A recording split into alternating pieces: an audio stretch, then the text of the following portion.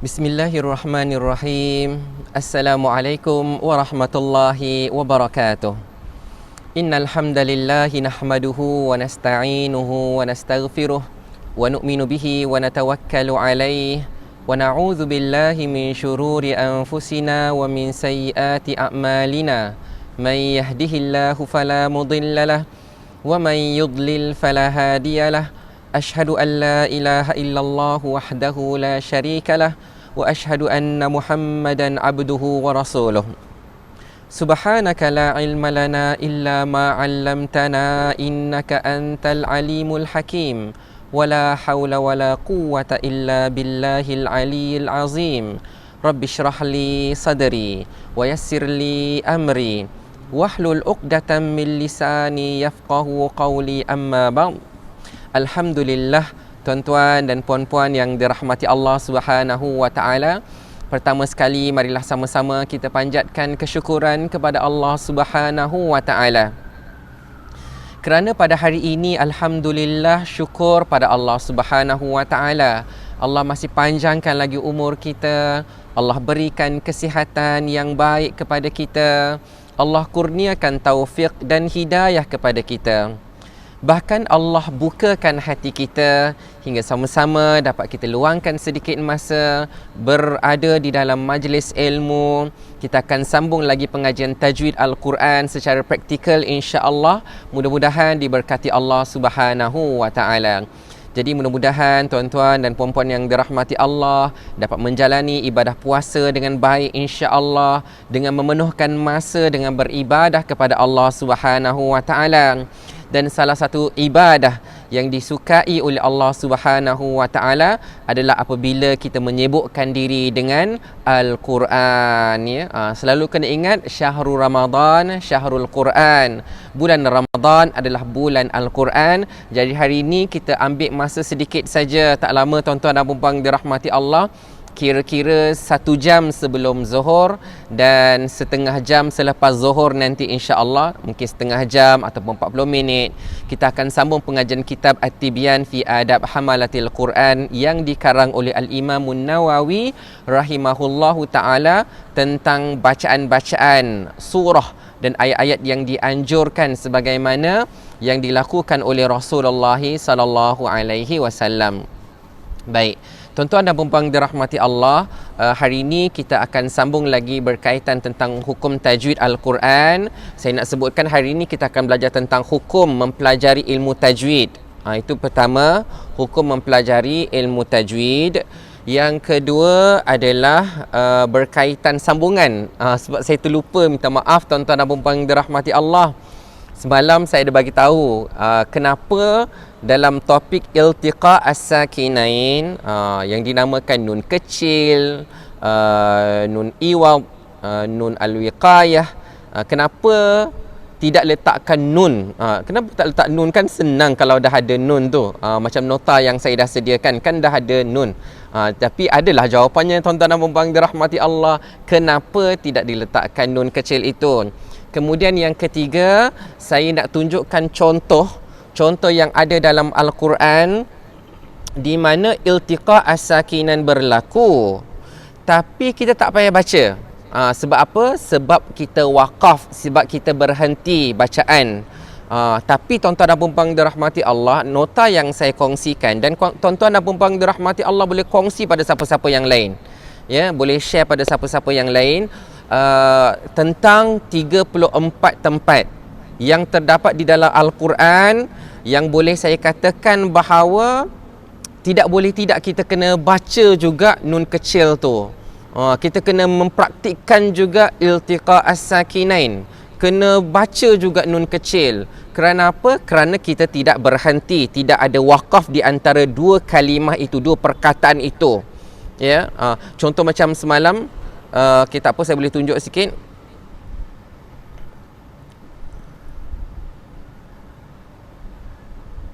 Saya bagi 3 contoh lah tuan-tuan dan puan-puan dirahmati Allah. Okey, kalimah khairan al-wasiyatu. Memang tak ada tanda wakaf di tengah-tengahnya. Tak ada tanda wakaf. Di antara khaira dan al-wasiyah, dia tak ada tanda wakaf. Jadi tak nak kita kena sambung juga. Bila kita sambung, nak tak nak nun kecil berbaris bawah itu kena baca juga. Okey. Nak tak nak dia kena baca juga. Yang kedua, jadi kita akan baca khairanil wasiyatu. Okey. Tapi ini mukaddimah saja. Kemudian yauma idzin al-haq dibaca yauma idzinil haq. Kita tak berhenti pada yauma idz. Tiba-tiba sambung al-haq. Tak, sebab dia memang tidak ada tanda waqaf, tidak tempat yang tidak sesuai berhenti di situ. Okey. Sama juga dengan jami'an alladhi, jami'an alladhi dibaca jami'anil ladhi. Jadi seolah-olah nak bagi tahu dalam nota ni saya tunjukkan ringkas sampailah yang ke-33. Tapi ada 34 tempat sebab dalam ayat 17 dia ada 2 tempat. Nak bagi tahu 33 ayat ini seolah-olah tak ada jalan keluar, tak boleh lari. Nak tak nak kita kena tahu juga tentang hukum iltiqa as-sakinain. Ya, sebab kita dah memang rancang, kita dah niat tuan-tuan dan puan-puan dirahmati Allah, kita nak khatamkan Al-Quran 30 juzuk dalam bulan Ramadan ini. Jadi tuan-tuan dan puan-puan dirahmati Allah, bila sampai kepada tempat-tempat ini seolah-olah tak ada jalan lain. Kita kena baca juga nun al-wiqayah tu, kena baca juga nun kecil tu, nun yang berbaris bawah tu. Jadi tuan-tuan dan puan dirahmati Allah, tapi ada juga tempat-tempat lain berlaku iltiqa as-sakinain. Tapi tak payah baca. Tapi tak payah baca kerana apa? Kerana ada tanda wakaf di antara 2 kalimah tu. Okay, jadi itu insya-Allah saya akan terangkan sedikit. Kemudian yang terakhir kita akan tengok secara praktikal.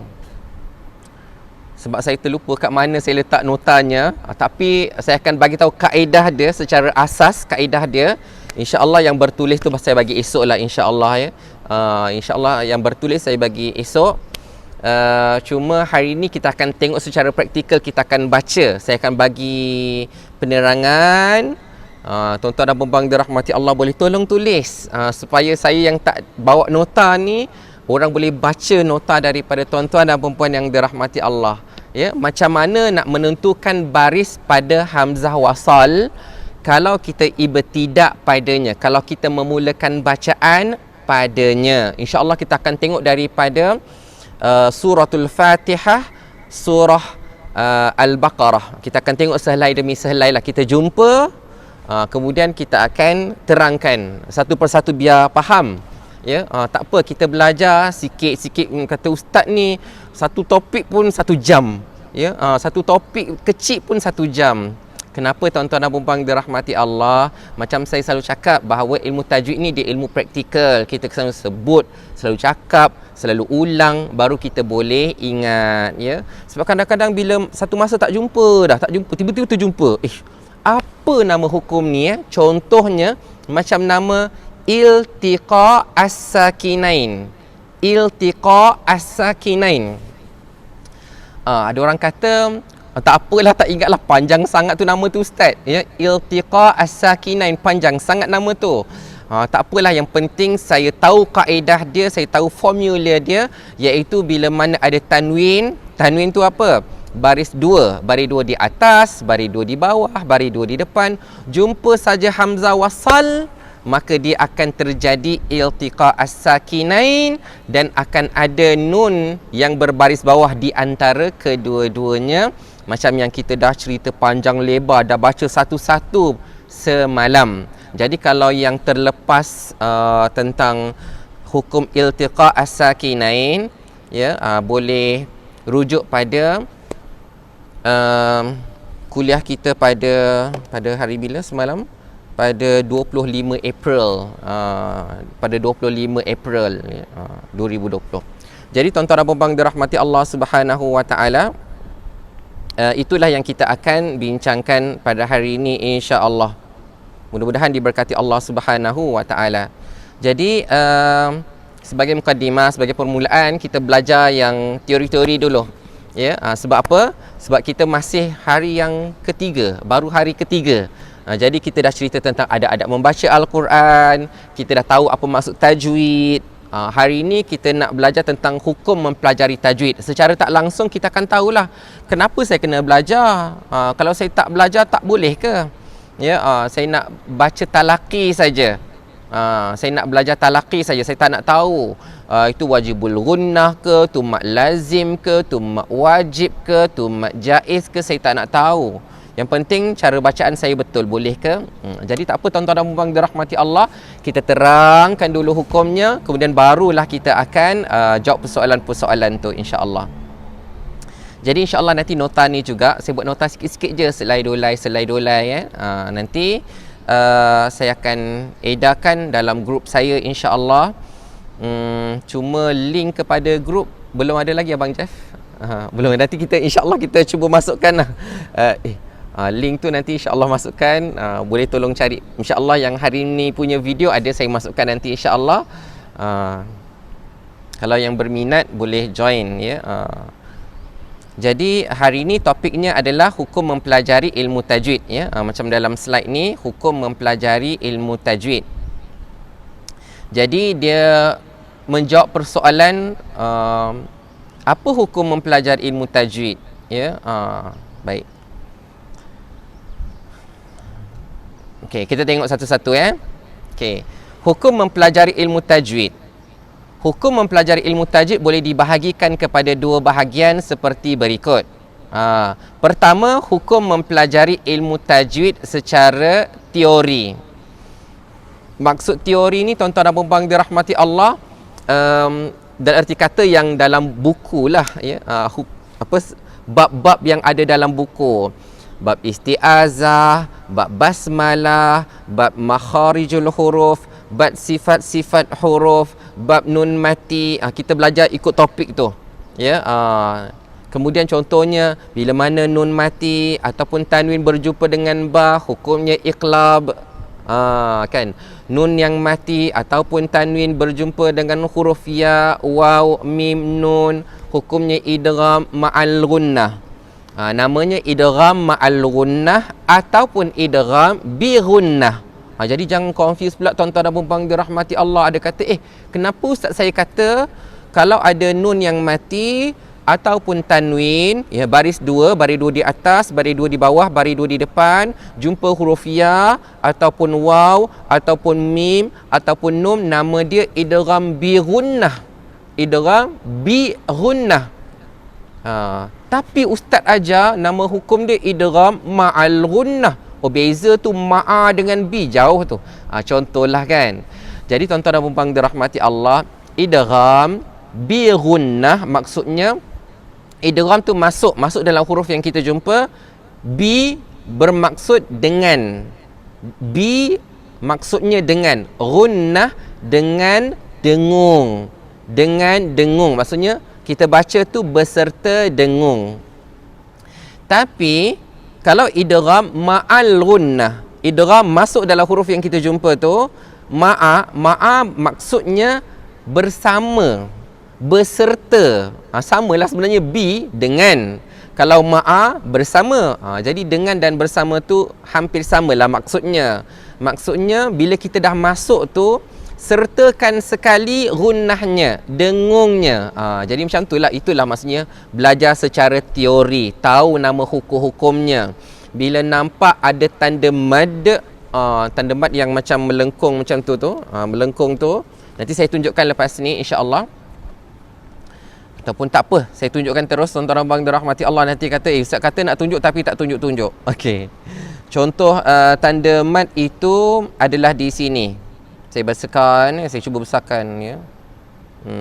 Walaupun tak apalah, tak jelas sangat pun tak apa, tapi nak bagi tahu yang ni. Wa qithaiha, yang melengkung ni. Saya cuba ikut yang melengkung ni, inilah tanda mad. Inilah tanda mad. Okey. Jadi tuan-tuan dan puan-puan dirahmati Allah Subhanahu wa taala. Jadi kita tahulah hukum-hukum ni. Dah terlupa pula topiknya. Jadi tak apa tuan-tuan dan puan dirahmati Allah, yang penting kita tahu yang ini mad wajib, yang ini mad lazim, yang ini mad jaiz, kita tahu. Jadi tuan-tuan dan puan dirahmati Allah, itu adalah mempelajari ilmu tajwid secara teori. Kita tahu hukum-hukum dia. Dan tuan-tuan dan puan-puan dirahmati Allah, inilah yang kadang-kadang menjadi kelemahan kita lah, sebab ada banyak sangat nama, ya. Idgham saja tuan-tuan dan puan-puan dirahmati Allah, dia ada banyak bahagian. Dia bukan sekadar idgham ma'al gunnah dengan idgham bila gunnah. Bukan idgham bila gunnah, idgham ma'al gunnah saja. Dia ada idgham, ya, ada idgham naqis. Kemudian ada idgham mutamathilain, ada idgham mutajanisain, ada idgham mutaqaribain. Banyaknya nama kan. Dah tak boleh nak ingat dah, banyak sangat dah. Contoh tuan-tuan dan puan-puan dirahmati Allah. Sebab tu yang teori ni kita kena selalu ulang dan ulang. Dan kalau nak dikumpulkan memang sangat banyak istilah dalam ilmu tajwid, ya. Sangat banyak, tapi yang masih dalam kategori mampu kita ingat lah. Dia ada banyak tapi masih boleh ingat lagi. Cuma tuan-tuan dan puan-puan dirahmati Allah, yang betul-betul apply, yang betul-betul praktikal, itu tak banyak tuan-tuan dan puan dirahmati Allah. InsyaAllah tak lebih 20 istilah tu. Dan 20 istilah tu boleh kata hari-hari kita jumpa. Hari-hari kita baca Quran, hari-hari kita jumpa. Jadi kalau kita duk baca, duk sebut, insya-Allah kita ingat, ya. Jadi kalau tuan-tuan dan puan-puan dirahmati Allah boleh ingat lebih kurang 20 istilah, 20 saja. Kalau rasa macam 20 tu nampak banyak, saya katakan 18 lah, belas-belas saja. Tak payah 20. Belas-belas saja, insya-Allah dah kira boleh kuasailah teori ni macam mana, ya. Jadi tuan-tuan dan puan-puan dirahmati Allah, kita tengok. Okey. Hukum mempelajari ilmu tajwid secara teori adalah fardu kifayah. Okey. Maksud mempelajari ilmu tajwid secara teori ialah seperti mengetahui pembahagian hukum nun mati. Kalau orang tanya, ya, dalam contohlah kalau kita nak pergi interview untuk dapatkan tauliah nak mengajar Al-Quran. Kemudian barisan panel interview tanya kita, okey, terangkan kepada saya hukum nun mati. Kita pun cakap hukum nun mati ada 5. Yang pertama iqlab, yang kedua idgham bila gunnah, yang ketiga idgham al gunnah, yang keempat izhar halqi, yang kelima ikhfa hakiki. Lepas tu panel kata, terangkan satu persatu pula. Yang tu lah maksudnya teori tuan-tuan dan puan-puan dirahmati Allah. Nanti kita tak apa, biar saya baca. Tak, belum nak baca lagi. Saya nak kamu terangkan teori dulu. Itulah maksud teori, ya. Pembahagian mad beserta nama-namanya. Ini mad apa? Yang ni mad apa? Okey. Kemudian jenis-jenis waqaf dan sebagainya, kan? Okey, baik. Kita tengok apa maksud fardu kifayah. Menurut Imam An-Nawawi, pelaksanaan terhadap fardu kifayah adalah tuntutan ke atas semua umat Islam yang mukallaf. Ni kena faham dulu, Namun, maksudnya dituntut untuk kita melakukannya. Tapi apabila terdapat seseorang atau sebahagian umat Islam melaksanakannya, maka tuntutan yang kita katakan ke atas semua umat Islam tadi terlepas daripada umat Islam yang lain. Jadi contohlah tuan-tuan dan puan-puan dirahmati Allah Subhanahu Wa Taala, bila mana dalam satu qaryah, dalam satu kampung, kan, ada, ya, patutnya semua orang belajar. Yang bagusnya semua orang belajar. Tapi bila mana ada 2-3 orang, ada gurunya, ada murid-muridnya dah belajar, maka dia mengangkat tuntutan daripada semua orang, ya. Tapi kalau semua orang, tak ada seorang pun yang belajar, tak ada seorang pun yang tahu, maka semua orang berdosa. Contohlah tuan-tuan dan puan-puan dirahmati Allah Subhanahu Wa Taala, contohnya macam pengurusan jenazah, kan? Pengurusan jenazah, kan, bila mana ada orang yang meninggal dunia, ada orang yang kena uruskan jenazah tersebut, ya, mesti kena ada orang yang menguruskan jenazah tersebut, nak mandikan jenazah, nak kafankan jenazah, nak solatkan jenazah, ya, nak kebumikan jenazah, nak uruskan jenazah, ya. Yang buat tu maksudnya kena ada orang yang buat, ya, kena ada orang yang buat, ya. Tapi bila mana ada seorang dua orang buat, contohnya imam tolong buat, Bilal tolong buat, yang lain telah terlepas daripada tuntutan itu. Tapi kalau tak ada siapa-siapa yang uruskan jenazah tu, maka semua orang berdosa. Macam itulah tuan-tuan abang dirahmati Allah ya. Jadi kalau ada salah silap dalam penerangan saya, tersasul ke tersilap ke, boleh maklumkan kepada saya. Okey. Jadi tuan-tuan dan puan dirahmati Allah, faham itu adalah mempelajari ilmu tajwid secara teori. Teori. Okey. Sekarang ni kita nak pergi kepada hukum mempelajari ilmu tajwid secara amali, Okey. Manakala hukum mempelajari ilmu tajwid secara amali pula adalah fardu ain. Apa maksud fardu ain? Fardu ain ni dia wajib. Okey. Maksud mempelajari ilmu tajwid secara amali ialah mempelajari kaedah membaca Al-Quran dengan sebutan yang betul dari sudut makhraj serta sifat-sifatnya. Maksudnya daripada segi praktikal, membaca Al-Quran tu dia kena betul, kena tepat. Ya. Setiap orang dia mesti membaca Al-Quran dengan kaedah yang betul. Kaedah yang betul. Kita tengok contoh. Sebagai contoh, berikut merupakan jadual bagi menerangkan hukum terhadap seseorang yang mempelajari ilmu tajwid secara teori dan amali. Bagi ayat pertama di dalam surah Yasin. Ni Masya Allah tuan-tuan dan puan dirahmati Allah. Ini semua orang tahu kan, bila mana kita baca surah Yasin, A'udzu billahi minasyaitonir rajim. Bismillahirrahmanirrahim. Yasin. Yasin. Kan? Ya 2 harakat saja. Sin tu kita baca 6 harakat. Jadi tuan-tuan dan puan dirahmati Allah Subhanahu Wa Taala, baca dah betul. Itulah maksudnya secara praktikal kita wajib membaca dengan betul. Itu fardu ain. Setiap orang yang bila nak membaca ayat-ayat Al-Quran, bacaan itu mesti betul. Okey. Jadi saya terangkan sedikitlah. Okey, tahap pengetahuan. Mengetahui bahawa dekat sini ada kesilapan tuan-tuan dan puan dirahmati Allah.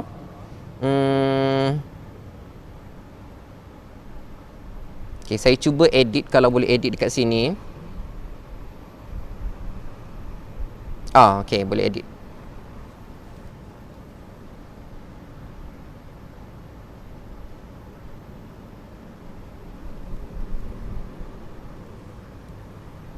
Okey. Saya betulkan sekejap.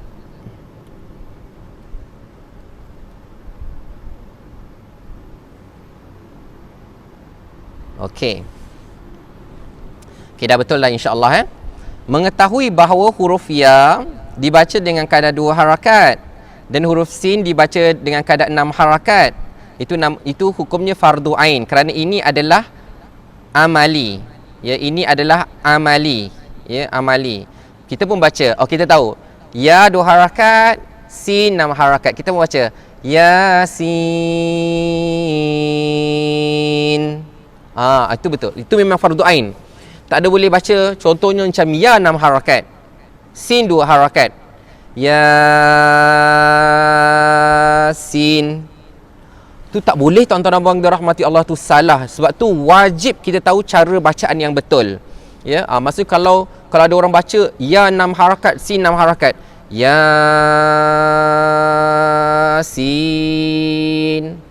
Maksudnya dia tak belajar, dia tak tahu. Dia wajib tahu cara bacaan yang betul.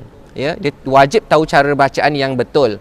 Contohlah tuan-tuan dan puan dirahmati Allah Subhanahu Wa Taala dalam surah Ar-Ra'd. Permulaannya adalah Bismillahirrahmanirrahim. Alif Lam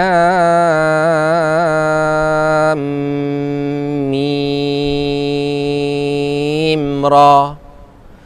Pada tulisan alif, lam, mim dan ra. Okey. Tak apa tuan-tuan dan puan dirahmati Allah kata tak nampaklah ustaz, tak dapat bayangkan macam mana. Tak apa. Ya. Kita tunjuk tuan-tuan dan puan dirahmati Allah. Saya suka gunakan dalam pengajaran saya suka gunakan Quran Flash lah. Okey, Quran Flash. Okey, tuan-tuan dan puan dirahmati Allah, cuba tengok kat sini. Okey. Saya besarkan supaya semua orang jelas, insya-Allah. Okey. Tak apa, atas sikit. Okey. Surah Ar-Ra'd. Okey, surah Ar-Ra'd. Okey, dekat sini dia mula dengan alif, lam, mim dan ra. Kita nantilah bila kita sampai juzuk yang ke-13 nanti, insya-Allah. Okey. Kita baca, minta maaf tergerak sikit. Okey. Saya tunjukkan. Al-juz'u tsalitsa asyar. Juzuk yang ke-13. Suratul Ra'di. Surah Ar-Ra'd. Okey. Jadi kat sini bacaan dia. Bila kita baca Bismillahirrahmanirrahim. Tiba kata alamak. Macam mana nak baca ni? Contohlah ya. Walaupun ada juga ustaz-ustaz ya, bila dia dia bawa contoh-contoh lah, cerita-cerita. Ustaz-ustaz bawa cerita-cerita yang orang tak gerti nak baca ni, macam mana nak baca ni? Kan alif lam mim ra. Jadi dikata kalau ejen ni al-mari. Ni al-mari. Jadi baca al-mari. Itu cerita je lah tuan-tuan dan puan dirahmati Allah. Tak tahu kalau ada betul-betul orang baca macam tu. Jadi ini cara bacaan dia bukan al-mari. Ya, ataupun alamara. Bukan. Ataupun al-mara. Tak. Cara bacaan dia adalah alif lam mim ra. Okey, alif tu alif, lam 6 harakat. Lam. Okey, lam. Kemudian mim, nanti saya akan terangkan insya-Allah. Mim mati berjumpa dengan mim, hukumnya idgham mislain. Jadi kita akan baca dengan dengung 2 harakat. Alif lam yang tu 2 harakat. Alif lam mim. Mim tu 6 harakat. Alif lam mim ra. Ra 2 harakat saja. Jadi tuan-tuan dan puan dirahmati Allah, kita tahu, kita wajib belajar. Memang itu saja bacaan, cara bacaannya tuan-tuan dan puan dirahmati Allah. Ustaz kalau boleh tak baca alif lam mim ra. Macam tu je. Ataupun apa-apalah, alamara ke, sebab dia kata ini baris atas ni Ustaz. Contoh, itu wajib belajar. Wajib kena tahu. Itu maksudnya fardu ain. Mesti kena tahu. Okey, baik. Jadi tuan-tuan dan puan dirahmati Allah Subhanahu wa taala. Okey. Jadi mengetahui cara bacaan yang betul itu fardu ain, tu wajib mesti kena tahu. Tetapi mengetahui bahawa hukum bagi huruf ya ni yang kita baca Yasin, Yasin, tu namanya mad tabi'i harfi. Mad tabi'i harfi. Ataupun nama lain mad asli harfi. Kerana setengah buku tulis mad asli, setengah buku tulis mad tabi'i. Tapi oleh kerana dia tabi'i. Tapi kalau dalam buku kita kan kita eja TABII. Jadi orang kata mad tabi'i, mad asli, tapi mad tabi'i. Okey, jadi tuan-tuan dan puan dirahmati Allah, hukum dia mad asli harfi ataupun mad tabi'i harfi. Manakala sin yang kita baca dengan panjang yang 6 harakat tu, sin, yasin, itu saya tahu Ustaz, itu nama dia mad lazim harfi mukhaffaf. Hebat tuan-tuan dan puan dirahmati Allah. Itu namanya teori, dari segi teori. Jadi teori itu hukum dia fardu kifayah. Kalau ada orang dah tahu, maka terangkatlah tuntutan ke atas diri kita. Tapi kalau tak ada siapa-siapa yang tahu, maka kena ada orang yang volunteer untuk tahu, untuk belajar tentang perkara tu. Okey. Jadi tuan-tuan dan puan dirahmati Allah Subhanahu wa taala, kesimpulan dia apa? Kesimpulan dia macam nilah ya. Mempelajari teori-teori, nama-nama, bahagian-bahagian, definisi-definisi, itu namanya secara teori hukumnya fardu kifayah. Manakala mengetahui cara bacaan yang betul, sebutan dia begini, ya, sebutan dia begini, maka itu hukumnya fardu ain. Kena belajar. Tak tahu cara sebutan, kena belajar.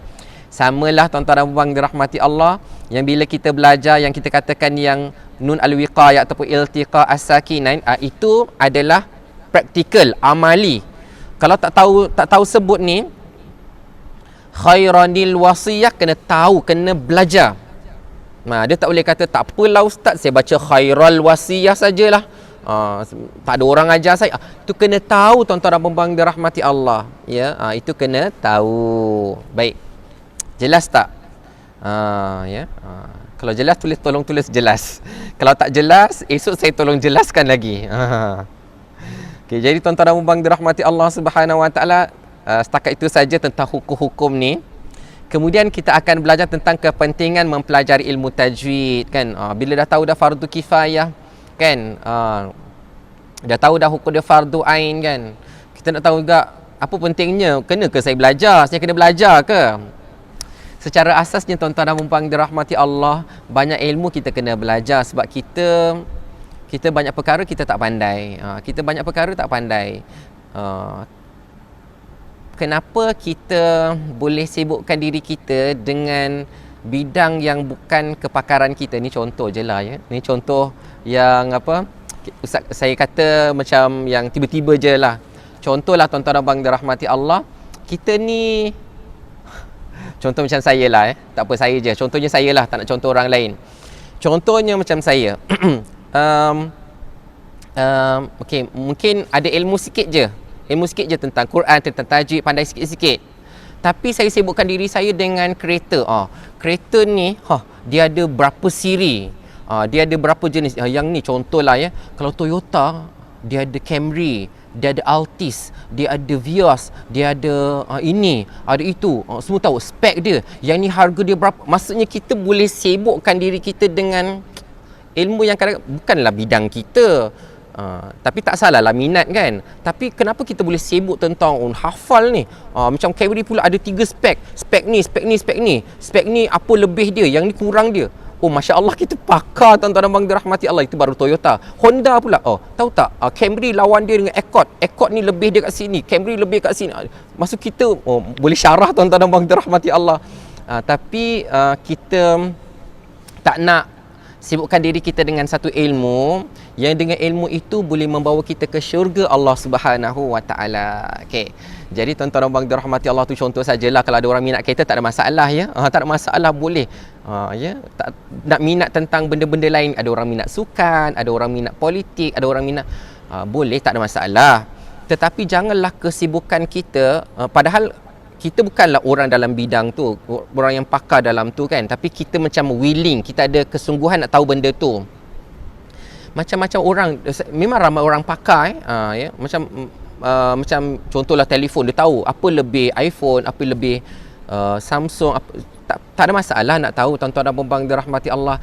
Tapi kita kena ada juga bahagian untuk mendalami ilmu Al-Quran, ilmu tajwid, ya. Jangan sepuluh kata ustaz ni membebel pula, kan. Tak adalah tuan-tuan dan puan dirahmati Allah, bagi contoh saja supaya kita boleh ada kesedaran, pentinglah saya kena belajar ilmu tajwid ni, banyak benda saya tak tahu. Ya. Sebenarnya tuan-tuan dan puan dirahmati Allah, ya, semakin banyak kita belajar, kita akan perasan semakin banyak benda kita tak tahu, ya. Dalam yang saya menyampaikan ni juga ada banyak benda saya tak tahu. Jadi saya belajar, kan, belajar daripada orang lain, kan. Jadi tuan-tuan dan puan dirahmati Allah, kita bila mana dia ada satu kaedah, yang tuan-tuan dan puan dirahmati Allah kena tahu. Semua ilmu yang berkaitan dengan Al-Quran adalah ilmu yang sangat mulia. Okey, apa-apa ilmu yang ada kaitan dengan Al-Quran adalah ilmu yang mulia. Dan ilmu yang mulia itu insya-Allah akan memuliakan kita di sisi Allah Subhanahu wa taala. Contoh, ilmu tajwid. Kenapa kita kena tahu ilmu tajwid? Sebab dengan ilmu tajwid kita boleh baca Al-Quran dengan betul. Bila kita baca Al-Quran dengan betul, kita akan mulia di sisi Allah. Okey. Ilmu qiraat, ilmu resam Al-Quran, ilmu dhabtul Quran, ilmu fawasil, ilmu tafsir, ilmu tadabbur. Okay, semua berkaitan dengan Al-Quran. Jadi apa-apa saja ilmu yang berkaitan dengan Al-Quran adalah ilmu yang sangat mulia. Dan bila kita dah belajar dan kita mengamalkannya, kita akan jadi mulia di sisi Allah Subhanahu Wa Taala, insya-Allah, ya. Jadi tuan-tuan dan puan dirahmati Allah, tak pernah terlewat. Tak ada istilah terlewat belajar ilmu tajwid, tak ada. Belajar saja, belajar saja, belajar saja. Ada masa belajar, ada masa belajar, insya-Allah. Ada masa kita improve, kita tambah baik ilmu kita berkaitan dengan Al-Quran, ya. Terdapat beberapa kepentingan dalam mempelajari ilmu tajwid. Kepentingannya dapat dilihat seperti berikut. Bila kita belajar ilmu tajwid, memastikan bacaan Al-Quran yang dibaca adalah bertepatan dengan cara yang diajarkan oleh Rasulullah sallallahu alaihi wasallam. Dengan membaca Al-Quran dengan betul, barulah 10 hasanah bagi setiap huruf yang dibaca diperolehi oleh pembaca Al-Quran, ya. Macam contohlah tuan-tuan dan puan dirahmati Allah, kalau dia tak baca Alif Lam Mim Ra, dia baca yang lain. Macam saya katakan tadi, dia baca Al-Amara ke, Al-Mara ke, Al-Mari ke, dia tak dapat apa-apa tuan-tuan dan puan dirahmati Allah, kerana bacaan tu salah. Bacaan tu salah. Jadi sebab tu pentingnya kita belajar Al-Quran, cara bacaan Al-Quran. Yang kedua, memelihara lidah daripada melakukan kesalahan dan kesilapan ketika membaca Al-Quran. Ini kerana kesalahan ketika membaca Al-Quran dengan sengaja sehingga merubah makna boleh menyebabkan pembacanya menanggung dosa, ya. Tuan-tuan dan puan dirahmati Allah, saya share lah, kongsi sikit, ya, kongsi sikit pengalaman saya. Masa saya mula-mula sekali pergi ke sekolah saya dulu. Ni cerita je lah, samping-sampingan ke cerita. Mula-mula dulu, masa saya mula-mula nak belajar sekolah tahfiz di Kuala Terengganu. Namanya Madrasatul Quran Kubang Bujuk. Dekat Kuala Terengganu, kat Terengganu. Jadi tuan-tuan dan puan dirahmati Allah, masa tu kita budak-budak baru 13 tahun kan. Jadi waktu tu tiba-tiba sampai je kena interview. Interview saja tuan-tuan dan puan dirahmati Allah, ni cerita lama lah kan. Interview, lepas tu tiba-tiba soalan dia adalah, okey, bukan soalan dia, bukan soalan saya. Dapat soalan bocor daripada kawan-kawan. Dia tanya apa? Dia tanya apa? Dia tanya apa? Okey. Dia kata soalan dia akan tanya, dia akan suruh kita baca surah yang dimulai dengan huruf-huruf. Namanya huruf-huruf muqatta'ah. Huruf-huruf, ya. Macam alif lam mim, sad, nun, kan. Jadi waktu tu tuan-tuan dan puan dirahmati Allah, dan kata dia akan tanya, buka surah Maryam, buka surah Maryam. Tiba-tiba tuan-tuan dan puan dirahmati Allah, surah Maryam ni juzuk yang ke-16. Tengok kat sini, Al-Juz'us Sadisa Ashar, juzuk yang ke-16 surah Maryam. Dia selepas surah Al-Kahfi, ya. Jadi kalau tuan-tuan dan puan dirahmati Allah, setiap malam Jumaat ataupun hari Jumaat baca surah Al-Kahfi, cuba selak selai lagi. Sebelah kita akan jumpa surah ni. Jadi tuan-tuan dan puan dirahmati Allah, bila tengok ni, alamak, tak ingat kan. Tak ingat ni macam mana, walaupun dah pernah khatam Quran kan, tapi sebab dulu kan bila khatam Quran kan sekali, lepas tu kita macam cuti kan. Alamak, yang ni macam mana ni? Kaf, ha, ya, ain, sad kan. Nak baca macam mana? Nak baca berapa harakat dan sebagainya kan. Alamak. Jadi cepat-cepat tanya orang. Gelabarlah tuan-tuan dan puan dirahmati Allah. Tapi ingatlah, itulah suasana, situasi dia lah masa nak interview tu.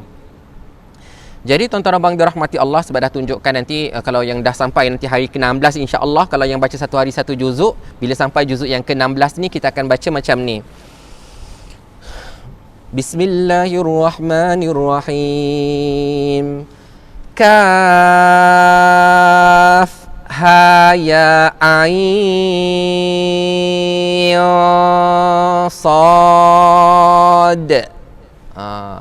Sad. Jangan tertinggal qalqalah dia. Dia ada qalqalah. Ya. Okay. Jangan baca ka, ha, ya, asa. Salah. Tuan-tuan dan puan dirahmati Allah. Jadi kaf, okey, tengok kat sini, saya besarkanlah sebesar-besar yang komputer ni boleh besar kan. Okey. Tanda yang ada ni, yang saya katakan tanda mad. Tanda mad. Ini tanda mad. Mad tu maksud apa? Tanda panjang. kena panjangkan bacaan. Okey, panjangkan bacaan. Tanda mad. Huruf yang ada tanda mad ini, tanda mad ini dibaca dengan 6 harakat. Ha dan ya dibaca dengan 2 harakat. Jadi bila nak baca ni semua kena sebut nama huruf itu. Bukan ka, ha, ya, a. Bukan kita baris atas dia. Kita kena sebut nama huruf tu. Ini kaf. Kaf, ha, ya, ain. Ain kan jadi 6 harakat. Ain. Cuma ain tu kalau dieja ada huruf nun. Nanti bila kita sampai bab ni nanti insya-Allah saya ajarkan, insya-Allah. Esok lusa insya-Allah saya cerangkan semua huruf muqatta'ah pada awal surah kita baca semua sekali. Sebab nanti akan ada orang yang akan mungkin cepat ke dia baca satu hari 3 juzuk ke, biar dia tahu cara bacaan yang betul. InsyaAllah yang baca Quran dengan banyak tu memang insyaAllah betul lah. Tapi kita ulang kaji saja ya. Walaupun kita kata tak ada ustaz, saya baca satu hari 3 page, 4 page, tak apa, belajar tak apa, tuan-tuan abang dirahmati Allah. Kata saya tak khatam Quran Ustaz, tak apalah kita belajar, nanti akan khatam juga kan. Jadi baca Quran tu bukan Ramadan saja, lepas Ramadan pun baca Quran juga. Baik, kemudian bila dieja ain, ain ya nun, nun tu mati berjumpa dengan sad, hukumnya ikhfa hakiki. Macam cepat sangat kan? Tak faham dah Ustaz, tak faham. Tak apa, tuan-tuan abang dirahmati Allah. Tak apa. Ada topik dia lah. Sebab topik kita hari ni belajar kepentingan mempelajari ilmu tajwid. Okey. Tapi bila kita baca ain, bila sampai kat last tu kita akan masuk dalam huruf sad. Jadi kat situ berlaku ikhfa hakiki. Ikhfa hakiki. Nanti bila kita esok lusa insya-Allah kalau sempat saya akan pisahkan dia dan macam mana nak nampak kenapa bunyi dia begitu. Ya. Jadi bila kita masuk kita akan baca ain, ya, ada bunyi ikhfa. Ya, ain, sad. Okey, jadi cara bacaan dia kaf, ha, ya, ain, sad. Okey, macam itulah. Jadi tuan-tuan abang dirahmati Allah, tak nak panjang-panjang. Dia memelihara lidah kita daripada melakukan kesalahan. Sebab nanti, tapi yang tadi tu tidak melibatkan makna lah. Sebab kita tidak tahu maknanya, wallahu a'lam. Cuma kalau kita baca salah, nanti boleh menyebabkan pembacanya menanggung dosa. Ya. Kemudian yang ketiga, merasai kemanisan Al-Quran. Tuan-tuan dan puan-puan dirahmati Allah, ni nikmat yang luar biasa. Orang tak tahu. Ya, dia masing-masing ada perasaannya. Ya, nikmat kemanisan Al-Quran. Dia tak tergambar. Sebab tu tuan-tuan dan puan-puan dirahmati Allah, antara contoh lah ya, bila seseorang tu merasai kenikmatan kemanisan Al-Quran, antara kesan dia simple saja. Dia rasa suka baca Al-Quran. Dia suka baca Al-Quran dan susah nak berhenti. Lepas dah habis satu surah, nak baca satu surah lain. Dah baca satu surah, nak baca satu surah yang lain. Macam tu. Yang kedua, dia juga suka dengar Al-Quran. Bila dah habis, dia dengar yang lain. Dia dengar lagi. Dia dengar berulang-ulang kali. Tuan-tuan bang dirahmati Allah. Ya, dia rekod, kemudian dia dengar banyak-banyak kali. Masya Allah. Jadi itu adalah tanda-tanda kemanisan Al-Quran. Ya. Bahkan tuan-tuan bang dirahmati Allah, kemanisan Al-Quran tu dia sangat-sangat luas. Ya. Ada orang belajar Al-Quran, dia baca lagi, dia belajar lagi, kitab-kitab tafsir tu tebal-tebal, tuan-tuan dan puan dirahmati Allah. Nak tahu lagi. Macam tu. Ya. Jadi banyak bentuk lah. Yang penting dia macam melekat. Dia rasa rindu kalau dia meninggalkannya. Dah lama tak baca Quran, dia rasa macam rasa tak sedap lah, rasa rindu pada Al-Quran. Okey, baik. Kemudian sama ada menerusi pembacaan Al-Quran maupun pendengaran bacaan Al-Quran yang menepati hukum tajwid. Jadi bacaan yang betul tu dia dapat dirasai, ya, dan kadang-kadang bila kita dah belajar ilmu tajwid, kemudian kita dengar ada orang baca Al-Quran yang tak bertajwid, kita boleh perasan tau. Kita boleh macam kenapa dia tak panjang kat situ? Kenapa dia tak dengar kat situ? Tapi bukan maksud kita mencari kesalahan orang lain. Yang tu kalau baca tu banyak salah tu. Ya. Walaupun ustaz, contohlah ni contoh ustaz tu baca banyak tajwid. Saya ni tak ustaz, tapi saya lagi bagus tajuk saya. bukan maksud dia macam tu tuan-tuan dan puan-puan dirahmati Allah. Bukanlah kita mencari-cari salah orang lain, tapi bila kita belajar tajwid, kita dengar pula orang baca Al-Quran dengan bertajwid, dia rasa macam suka dengar. Macam tu lah contoh tuan-tuan dan puan dirahmati Allah. Jadi kalau masih ingat tuan-tuan dan puan dirahmati Allah, dalam adab-adab yang saya share pada hari pertama, adab-adab membaca Al-Quran tu, semua kena selesa. Pakaian kena selesa, tempat kena selesa, masa yang kita selesa. Sebab apa? Supaya dengan selesa, kita boleh baca Al-Quran lama-lama, kita boleh belajar Al-Quran lama-lama, kita boleh dengar Al-Quran lama-lama. Jadi macam tu juga, kalau kita ada kemanisan Al-Quran, kita boleh baca Al-Quran lama-lama, dengar Al-Quran lama-lama. Macam tu lah ya. Mudah-mudahan tuan-tuan dan puan dirahmati Allah, diberkati Allah. Cuma kalau perasan dalam topik yang kedua, dalam sebab yang kedua, kenapa kita kena belajar Al-Quran, tajwid Al-Quran, dia boleh memelihara lidah kita daripada kesalahan. Jadi ada satu bab ni, memang ada satu topik lah, kesalahan bacaan di dalam Al-Quran, nama dia Al-Lahnu. Al-Lahn, Al-Lahnu. Al-Lahnu ni pula dia terbagi kepada dua, Al-Lahnul Khafi dan Al-Lahnul Jali. Kesalahan yang tersembunyi dan kesalahan yang jelas ya. Ada dua jenis kesalahan. Jadi tuan-tuan dan puan-puan dirahmati Allah Subhanahu wa taala, yang tu kita akan bicarakan kemudian. Baik. Tuan-tuan dan puan dirahmati Allah, nak berbalik kepada tajuk nun al-wiqayah ataupun iltiqa as-sakinain. Iltiqa as-sakinain. Okey. Saya nak jawab sikit saja. Kenapalah dalam nota ni saya dah letakkan nun kecil yang berbaris bawah, khairanil. Jadi ada soalan kata, kenapa tak letak baris bawah siap-siap? Kenapa tak letak nun tu siap-siap? Baik tuan-tuan dan puan-puan dirahmati Allah. Ya, dia ada dua sebab lah ya. Kalau orang kata dalam Quran Majid dulu, masa dulu-dulu mengaji ada je, sekarang tak ada. Okey.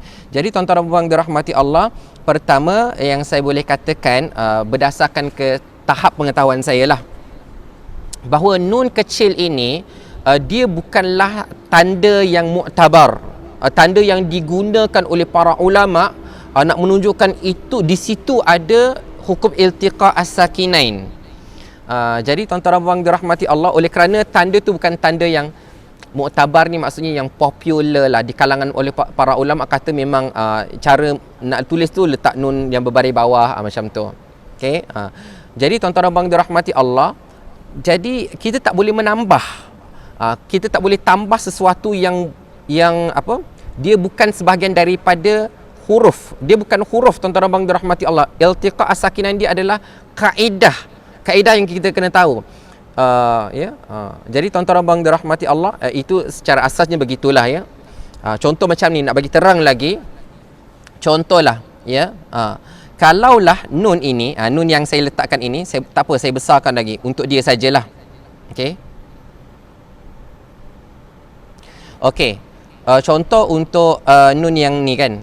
Kalaulah kita letak, contoh kita buat Quran, kita letak. Okey. Jadi saya tak nak kata salah, sebab ada saja mushaf-mushaf lain yang letak. Cuma saya nak bagi tahu tuan-tuan dan puan dirahmati Allah, dia akan menimbulkan kekeliruan. Contoh saja. Contoh kekeliruan macam mana? Contohnya, saya tak cukup nafas saya terberhenti pada kalimah khaira. Okey, saya nak berhenti dekat sini. Jadi bila saya nak berhenti, saya nampak ada nun. Jadi saya akan berhenti. Contohnya,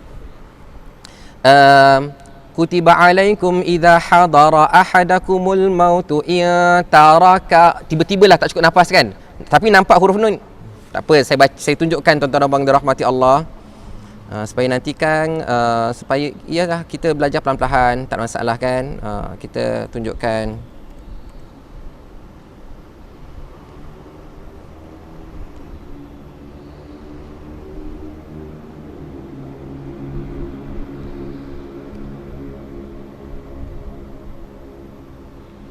Okey, tempatnya kat sini Tempatnya dekat sini. Tak apa, saya besarkan lagi sikit je. Okey. Minta maaf. Okey. Okey, tempatnya di sini. Okey. Dan kalau contohlah kita letak nun ni kan, tiba-tibalah contoh yang saya tulis ni, yang nun ni ada dekat sini. Ni contoh Jadi saya pun contoh tiba-tiba tak cukup nafas. Saya baca kutiba alaikum idza hadara ahadakumul mautu in taraka khairan. Kenapa saya baca khairan? Sebab ada nun kan. Saya bacalah in taraka khairan. Sebenarnya sebut ron tu salah tuan-tuan dan puan dirahmati Allah. Sebab asal usul dia tanwin saja. Bila tanwin, bila kita mati pada huruf kalimah yang diakhiri dengan baris 2 di atas, hukumnya adalah mad iwad. Mad iwad. Jadi cara bacaan yang betul adalah kutiba alaikum idza hadara ahadakumul mautu in taraka khaira. Khaira, ra, dua harakat. Ra. Tapi bila oleh kerana lah, contohlah, oleh kerana ada mushaf tu dia tulis nun, saya pun baca in taraka khairan, kan jadi salah tuan-tuan dan puan dirahmati Allah. Salah ya. Jadi itulah yang dimaksudkan dia boleh menimbulkan kekeliruan. Okey. Dan yang kedua, ni tuan-tuan dan puan dirahmati Allah, ini guru saya sendirilah yang maklumkan. Kenapa dia daripada dua topik yang kita nak ceritakan hari ni, minta maaf lah takut tempat ke tak sempat ni, berkaitan tentang hamzah wasal. Kan orang kata hamzah wasal tu ustaz, kenapa tak letak baris siap-siap? Kan senang, kan. Jadi tuan-tuan dan puan dirahmati Allah, hikmah yang kedua, kenapa tak diletakkan nun yang berbaris bawah itu? Kerana Al-Quran dipelajari secara talaqi dan musyafahah. Ya, maksudnya Al-Quran itu bukan sekadar saya dah tahu ta, tha, ja, dah tahu dah baris atas semua, i, b, t, c, j dah tahu semua di bawah, u, bu, tu, su, ju semua dah tahu baris depan, ada boleh baca dah. Contohnya kutiba alaikum idza hadara ahadakumul mautu in taraka khairan dia tak boleh, bukan macam tu. Dia melalui fasa proses talaqi dan musyafahah. Belajar Al-Quran itu berguru, sebagaimana Rasulullah sallallahu alaihi wasallam belajar dengan malaikat Jibril alaihi salam. Malaikat Jibril alaihi salam yang menyampaikan wahyu, Rasulullah sallallahu alaihi wasallam baca dengan malaikat Jibril alaihi salam. Rasulullah sallallahu alaihi wasallam pula mengajar kepada para sahabat mengajar kepada para tabi'in. Cara bacaan tu secara kita kata talaqi dan musyafahah, dari bibir ke bibir. Macam tu lah, maksudnya macam mana saya baca, macam tu lah saya ajar. Macam tu. Macam mana saya belajar, macam tu lah saya sampaikan. Dia secara talaqi dan musyafahah. Bukannya tak apa, saya boleh eja ni. Jadi tuan-tuan dan puan dirahmati Allah, hikmah dia adalah belajar Al-Quran itu berguru, bertalaqi. Jadi itulah hikmah dia. Ya, kenapa tidak diletakkan? Pertama, kerana dia boleh mengelirukan. Jadi kalau orang macam tuan-tuan dan puan dirahmati Allah, kalau belum jelas lagi apa maksud keliru, kenapa boleh jadi keliru pula? Contoh, tak apa, yang ni saya dah jelaskan tentang apa? Tentang iltiqa as-sakinan saya dah terangkan, tapi sekarang nak saya terangkan yang ni pula. Al-Fatihah. Saya buat simple saja. Okey, ni secara tak langsung kita dah masuklah ya topik dia. Mungkin saya tak ceritakan secara teori. Baik. Tuan-tuan dan puan-puan dirahmati Allah. Okey. Contoh kat sini. Saya kena perkenalkan kepada tuan-tuan dan puan-puan dirahmati Allah apa itu hamzah wasal. Maaf jap saya nak adjustkan dia dulu.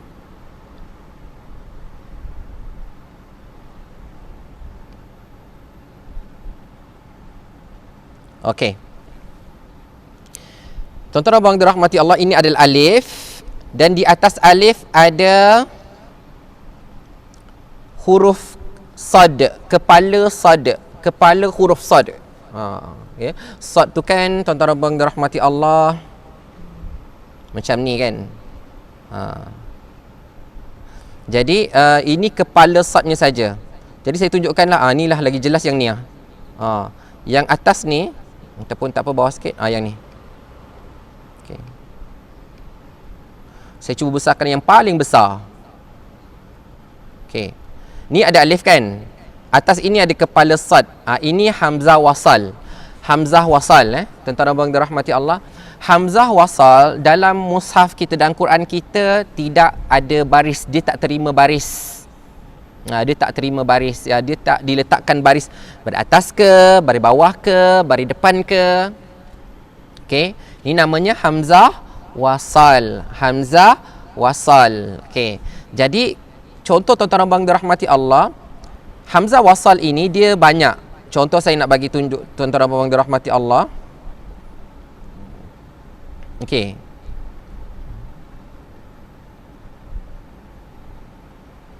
Okey. Cuba tengok kat sini. Ni hamzah wasal. Okey. Alhamdulillahi rabbil bil. Kita tak baca rabbi al-alamin sebab dia tidak ada baris pada hamzah wasal.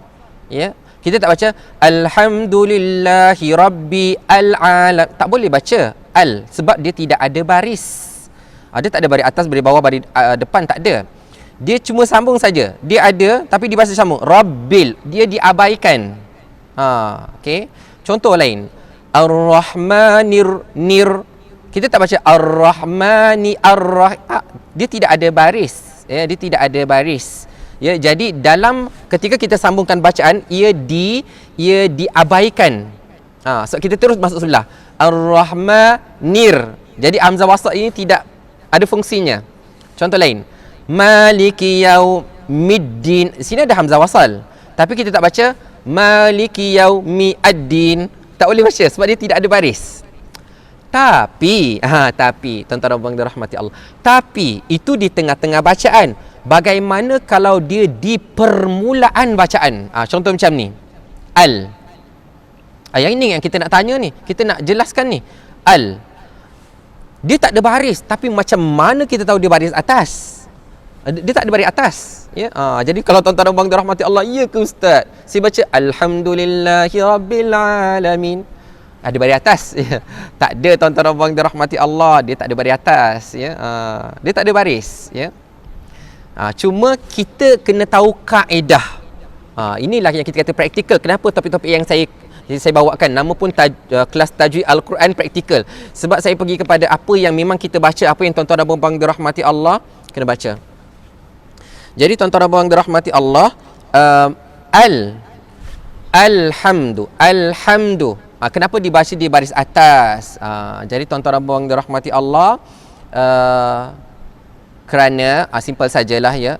Kerana huruf kedua ini kaedah, dia ada banyak kaedah, nanti saya akan jelaskan esok insya-Allah.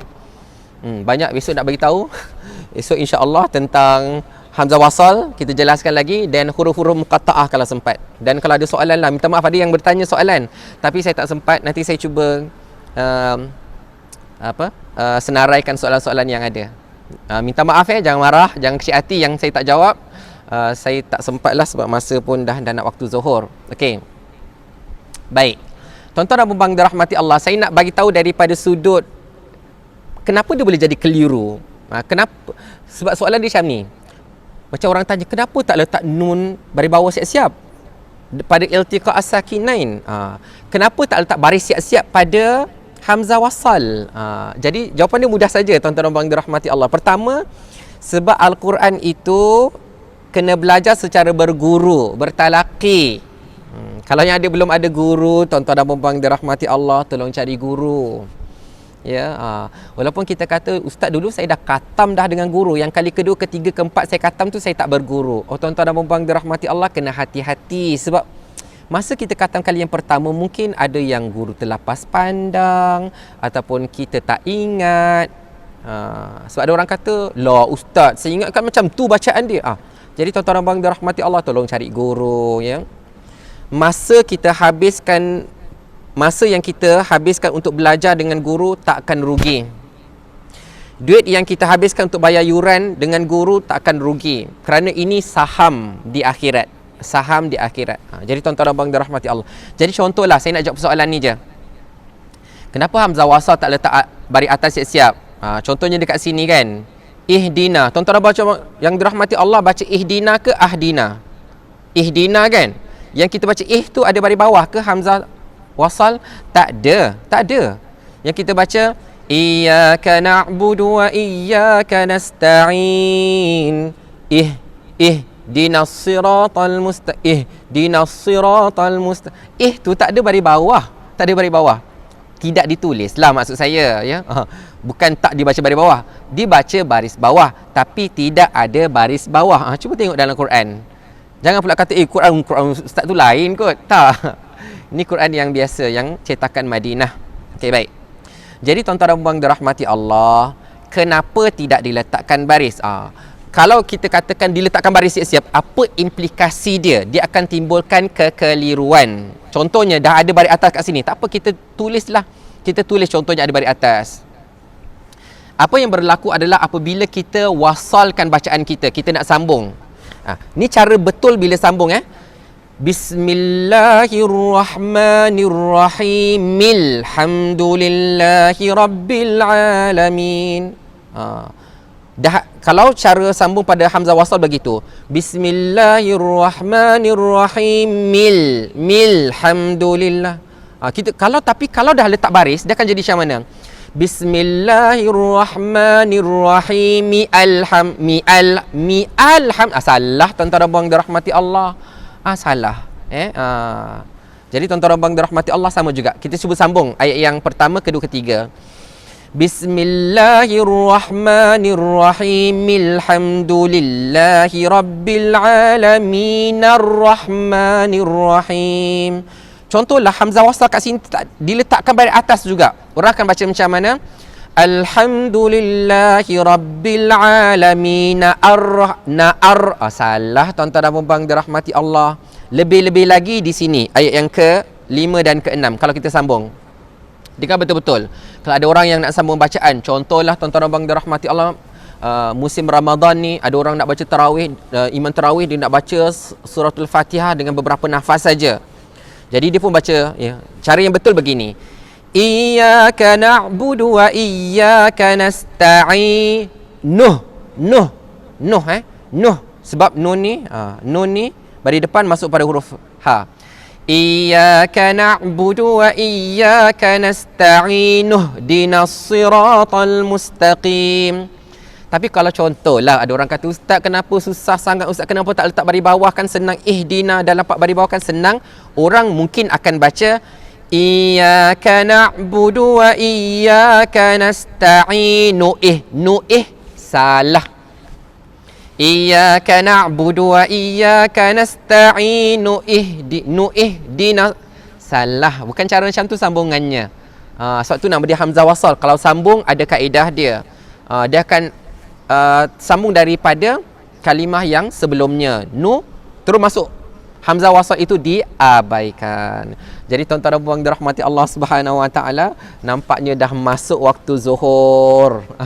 Terpaksa saya berhentikan kuliah ni. InsyaAllah mungkin tak dapat belajar dengan lebih details. InsyaAllah topik hamzah wasal saya akan sambung insyaAllah dengan izin Allah Subhanahu Wa Taala pada esok hari. Waktunya belum ditentukan lagi. InsyaAllah mungkin petang-petang nanti saya akan bincang dengan Abang Jeff, sebab Abang Jeff yang akan bantu saya. Barakallahu fiik. Terima kasih banyak-banyak Abang Jeff yang bantu saya. Jadi setakat itu yang saya boleh kongsikan pada hari ini. Mudah-mudahan diberkati Allah. Yang baik itu datang daripada Allah, yang salah silap itu daripada kesalahan saya sendiri, kelemahan saya sendiri. Saya mohon ampun daripada Allah dan mohon kemaafan daripada tuan-tuan dan puan-puan dirahmati Allah. Kalau rasa benda ni berfaedah untuk tuan-tuan dan puan-puan dirahmati Allah dan boleh share pada orang lain, tolong sharekan pada orang lain supaya orang-orang lain pun dapat manfaat juga. Saya sudahi dengan aqulu qauli hadza wa astaghfirullahal azim li wa lakum wa barakallahu fikum. Wassalamu alaikum warahmatullahi wabarakatuh.